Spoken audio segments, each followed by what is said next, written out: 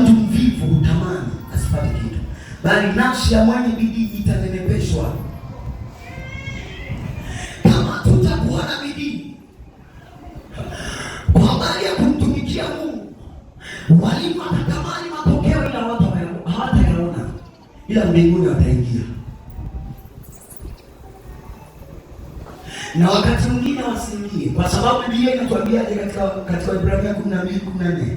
Nasema tafuteni kwa bidii kuwa na amani na watu wote, na huo utakatifu ambaye hakuna atakayemwona Mungu pasipo na huo. Maanake hata utakatifu ni bidii. Kuna watu kwa habari ya utakatifu wamemwachia Mungu,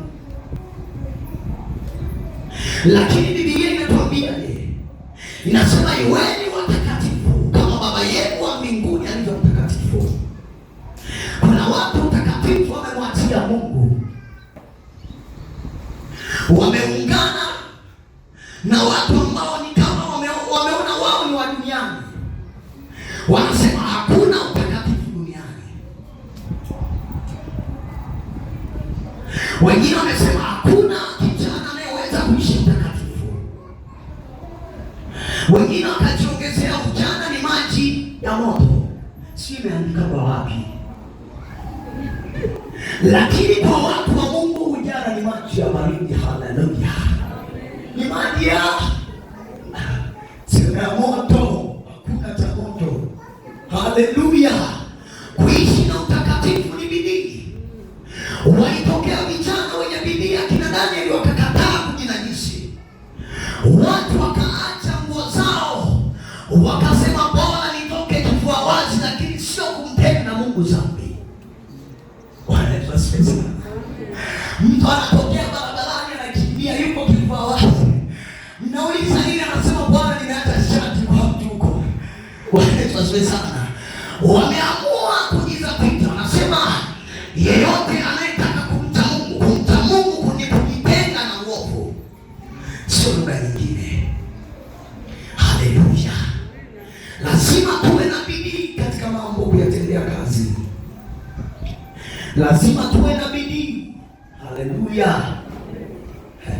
Nafsi ya mwenye bidii itanenepeshwa. Nafsi ya mwenye bidii huduma yake itaongezeka, itanenepeshwa. Nafsi ya mwenye bidii biashara yake itanenepeshwa, itaongezeka. Nafsi ya mwenye bidii kazi yake itanenepeshwa, itaongezeka. Lakini nafsi ya mvivu kazi yake itakonda, itashuka kila siku, itashuka viwango. Hiyo haihitaji maombi. Ukipiga pao ukaenda kulala, utavuna ulichopanda. Haleluya! Tukipiga pao vijana, tukipiga pao ukaenda kulala, utavuna ulichopanda. Haleluya!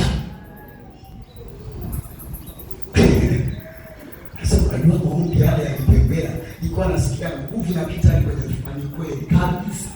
Sio ila ukienda kulala, subiri, kuna mtu atakulipisha kodi. Jioni tu njaa imekuuma, kuna mtu atakwambia hiyo fungu la mboga ni 500. Yeye anachukua 100. Yaani utalipishwa sana. Bwana Yesu asifiwe sana. Utalipishwa kila sehemu. Jamani, haleluya! Tunatamani kwa watu walio bora. Lazima bidii yetu inuke tena. Vijana, bidii yetu inuke tena. JIT, bidii yetu inuke tena.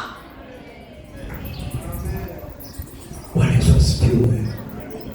Wangapi wanasema mimi kuanzia leo, mimi ni mtu nimejiweka kwenye mfumo na wenye bidii. Haleluya! Haleluya!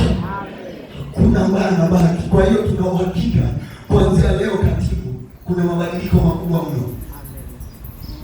Tunawatafuta watu walio bora. Bwana akiinama chini ya nchi akasema natafuta mtu. Biblia inasema Mungu hana upendeleo, mtu atakula alichopanda. Mtu atavuna alicho. Mungu hafurahishi na watu wazembe na wavivu. Mungu anakasirishwa. Ni kweli umepiga magoti umesema wanavyolisa kiungo.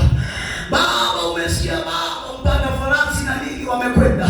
Baba ukalia machozi. Baba sasa nakwambia okay mwanangu. Sasa kuna kazi fulani kaanzisha mahali fulani. Unaenda mshahara mara ya pili, ya kwanza, ya pili, ya tatu. Umeshaanzika. Jamani, haleluya. Hatutaki mtu namna hii. Lazima tutende kazi kwa bidii. Sio watu wa kupiga mshale mara moja. Sio watu wa kupiga mshale mara mbili. Haijalishi umeanguka mara ngapi, inuka. Huu ulimwengu unaweza ukaanguka ukategemea atakuinua ndio akakufanya kuwa ngazi. Na ndio maana ukianguka ndio watasema sasa hizi nimebalance, nitauza zaidi maana ilikuwa ananibana. Saizi nimebalance kwenye utumishi, saizi hapa anakawa panataka.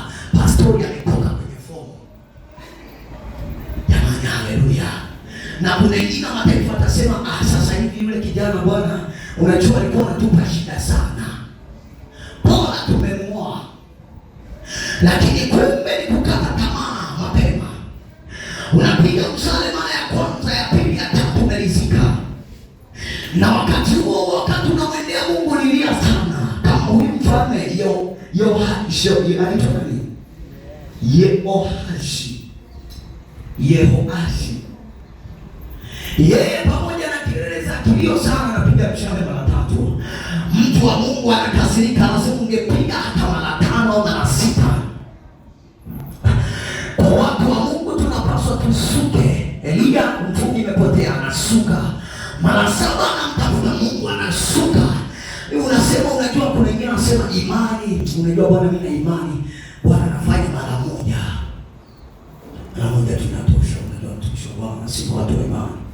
Sawa, imani ni kurudi. Yule mwanamke anasemaje?